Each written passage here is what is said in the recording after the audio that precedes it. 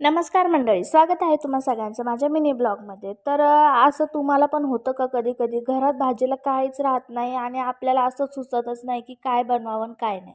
आता तसंच माझ्यासोबत काहीसं झालं होतं. आता मला सुचतच नव्हतं काय बनवावं काय नाही. आता उन्हाळ्याचे दिवस आहे, काहीतरी असं मस्त चटपटं खाऊशी वाटतं. मला तर बाबा तसंच खाऊशी वाटतं. आता बाकीच्यांचं मला माहीत नाही. आणि त्यात मला असं वाटलं की शेवभाजी बनवावं, पण शेवभाजी बनवण्यासाठी घरात तर शेव नव्हतीच. आता कशी बनवणार?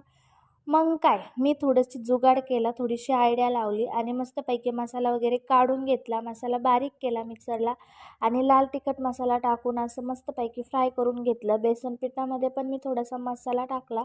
हळद, मीठ चवीनुसार टाकून घेतलं आणि ते कालवून थोडंसं मुरायला ठेवलं. तोपर्यंत इकडं मसाला पण मी फ्राय करायला ठेवला. मस्तपैकी तो फ्राय झाल्याच्या नंतर त्याच्यात थोडंसं मी पाणी टाकलं आणि थोडंसं त्याला शिजू दिलं. कारण कसं कच्चं लागत नाही का. आता तसं तर मी मसाला तळताना, भाजताना व्यवस्थित भाजलेला होता.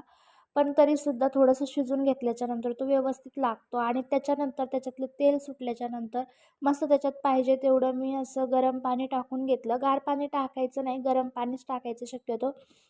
आणि गरम पाणी टाकल्याच्यानंतर त्याला अशी लवकर उकळी फुटते आणि उकळी फुटल्याच्यानंतर मी काय केलं ते तुम्ही बघाच पुढं, म्हणजे तुम्हाला पण समजेल मी काय जुगाड लावला होता ते. आता माझ्याकडं मोठा झाऱ्या नव्हता, मी छोट्या झाऱ्यानेच काम करून घेतलं. आता मोठ्या झाऱ्या असत्या तर थोड्याशा मोठ्या-मोठ्या शेव बनल्या असत्या.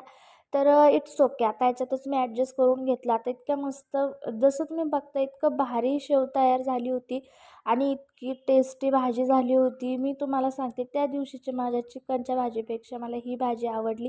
व्हिडिओ आवडला असेल तर सबस्क्राईब करा. Bye bye.